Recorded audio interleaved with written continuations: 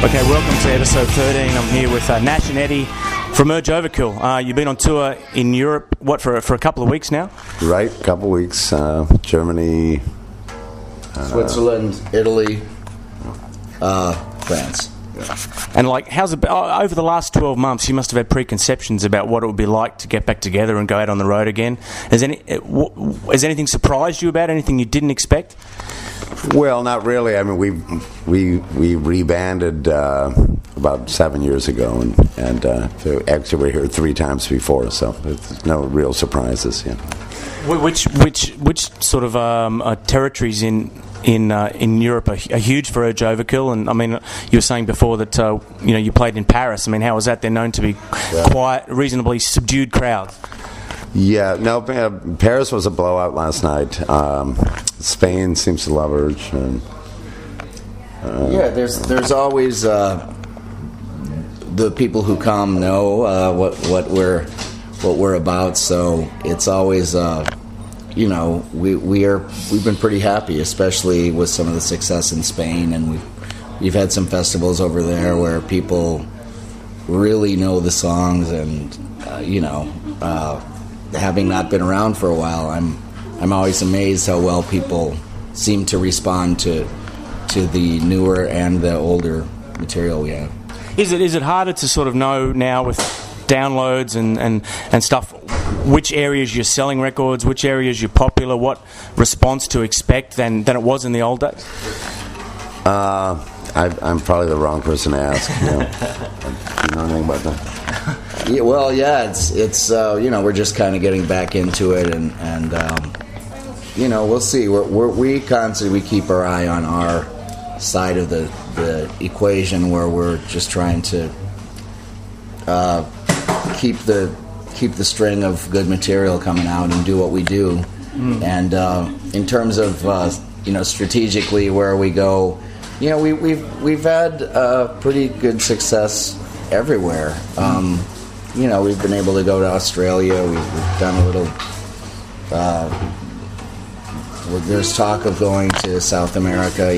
There's people who know something about the band just about everywhere. I read it.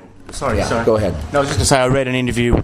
Maybe it was from a few months ago, where you said that it's the songwriting is sort of the main thing now, rather than touring. That it's getting new stuff out there. Now you've been on tour for a few weeks in Europe. Is that still the way you feel? That's your priority? Well, I mean, we function as as we always have. I mean, you're either in the studio, or you're on the road, or you're on holidays. But yeah. It's possible to do both. It's not realistic to go out and play 300 days a year or anything like that. So we get plenty of time to tour as much as we want to, and write and record as much as we need to. But the playing a circuit of smaller towns in the U.S. or even over here isn't really something we, it's not like a old time like a bar band circuit or something like that, where there's there's bands like us don't really go out and play 300 nights a year. So it's not that. It was when we get to go play shows for people, we consider it an opportunity, and it's like a privilege that to get out and meet people who appreciate the band. I don't know what else to say. We're going to divide this interview up into 3 parts and divide it up with music. So we'll start with one song off Rock and Roll Submarine. If you could give us a little bit of a background. I was actually had a question about lyrics. I was wondering, since I heard the record, what was the crime below the Mason-Dixon line, and who are you looking for an effigy from? Well, yeah, Mason-Dixon is it's just song. Yeah, just kind of a story about. Most American country music's all about cheating. Almost all of them are cheating songs. That's our cheating song. Is it based on fact? Or? It is. It is based on fact. A band member was was caught with a cell phone picture that wasn't supposed to be seen by somebody. So. Maybe we'll start with that song.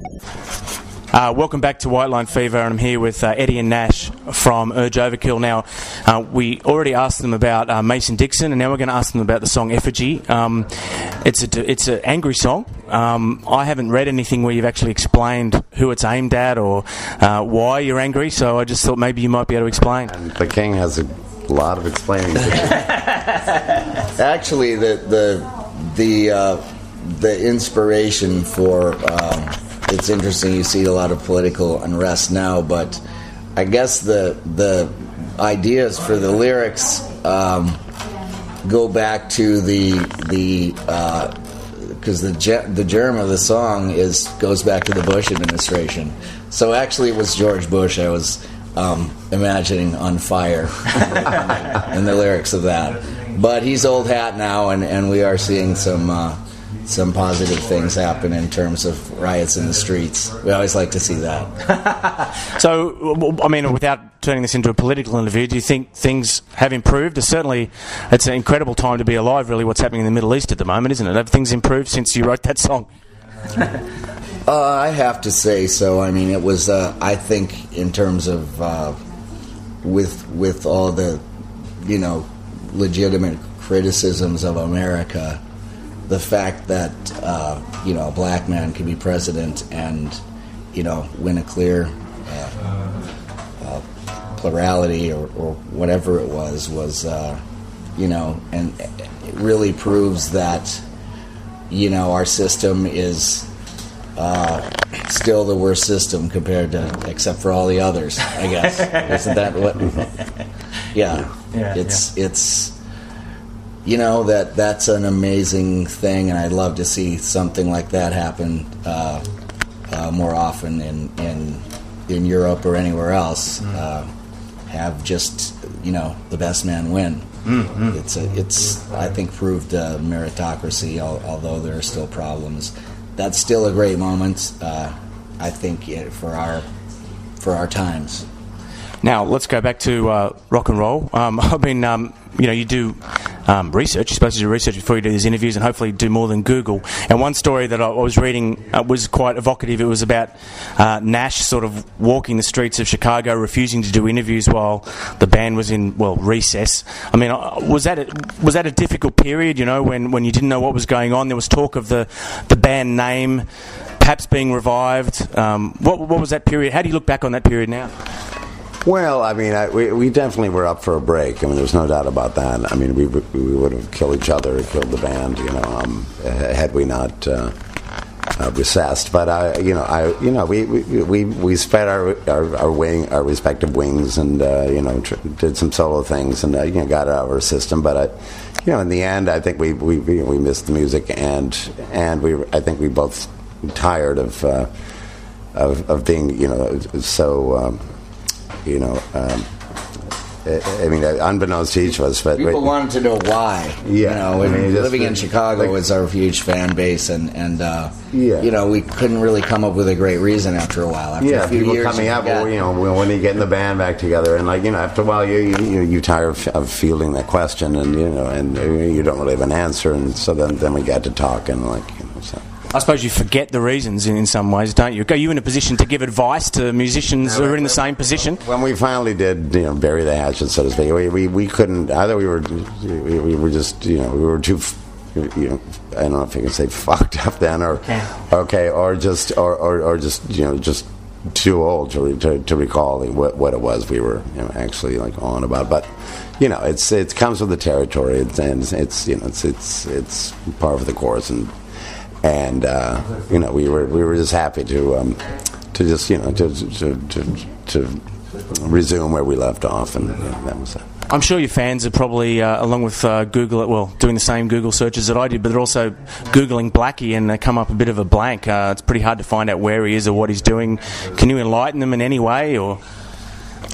I'm really not the person to ask. Yeah, it seemed like after Urge, we heard he was involved in a couple other bands, started Progress, possibly in LA, and it seemed like that he was not thriving any longer in the rock and roll environment. Right, so you're not still in touch with him. Okay, this is we're going to run out of time if we don't introduce another song now. Would you like to pick another song off Rock and Roll Submarine? What do you want to play? Oh God. Well, I mean, I'm in love with the title track. I mean, that's how it became the title track. I mean, I think that song says it all.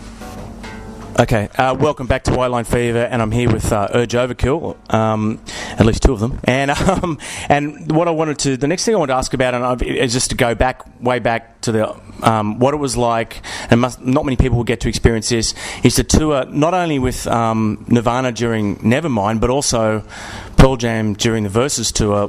I mean, it must be an incredible experience to be, on a ride like that and to see records explode while you're on the road. What was it like? Well, I have to say both of the bands in question were really, you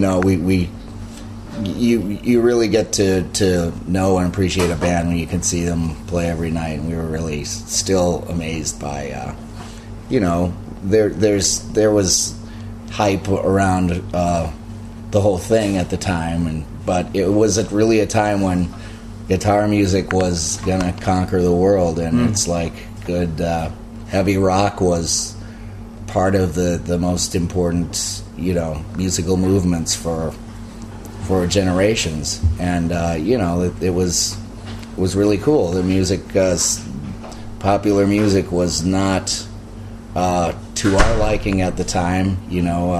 At the time we were on tour with Nirvana, they knocked Michael Jackson off the charts. The Jackson 5, of course, we love that stuff. But, it was a time for a change, and it was, I think, a legitimate.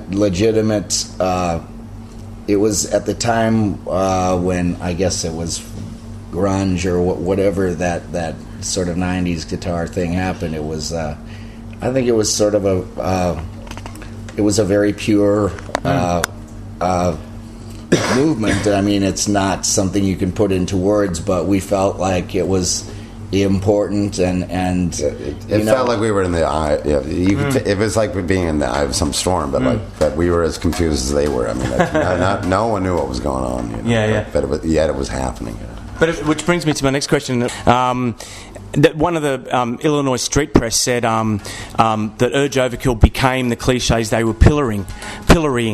That's kind of like the suits were supposed to sort of almost take, as they say here, take the piss out of arena rock, and then I think one of you said it was we became behind the music. I mean, is that an accurate observation, or what do you think?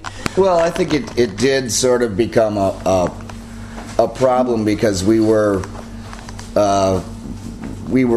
sort of lampooning rock, but also, writing, I think, pretty real songs that sometimes were ironic and sometimes not. And I think we were having a good time, but I think there was some question about our whether we were genuine or not.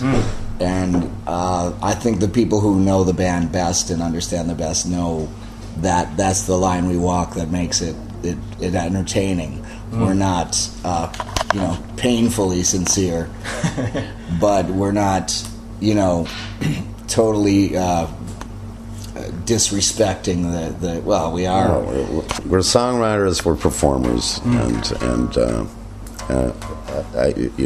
we didn't catch that angst train. I guess we came about at a time. There was sort of a before and after where I don't know that it was realistic to think that we would ever reach a national or international popularity or celebrity, if you will. And in a way, we didn't compared to a lot of bands, but around town, it's the hometown people sort of saw us getting bigger than anyone expected, and doing some things that they didn't expect from us, and we just got better. And I think we changed, and that throws people. There's a little hometown jealousy going on there.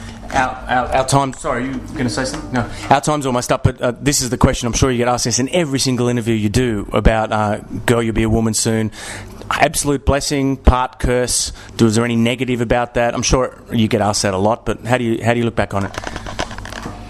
Well, I mean, girl, we have no complaints. I mean, it's, never underestimate the power of a 3-minute pop tune. I mean, it wrapped us around the world, in first-class style, and I mean, no regrets. It was a global hit movie and a hit soundtrack. Those two don't always go hand in hand, and we rode that wave, and. It was a nice ride. Yeah, they'll be watching Pulp Fiction in 100 years, so we're cool with that. We think. Okay. We're in London. You guys are American. The reason we're doing this interview is because you're going to Australia early next year. I'm Australian. So have you got some good memories of Australia? How have you found it over the years? How have you found your fan base from that? Great fans. Some of the best place. If you put a loaded gun to our head and asked us for a bad memory of Oz, I mean,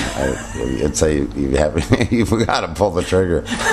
We've had a great time there, and we'll go back anytime. So we really look forward to it. Guys, thanks for coming on the program, and you get to pick one more song of your own.